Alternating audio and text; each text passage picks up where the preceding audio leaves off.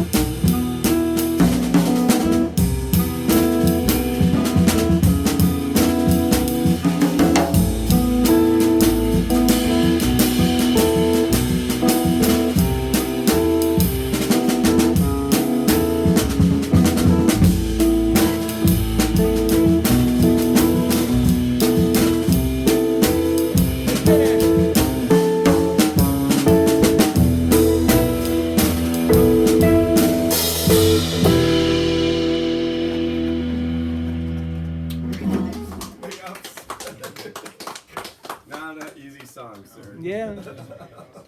But when you make the drummer sit there for 2 hours and not do much, you gotta give him some.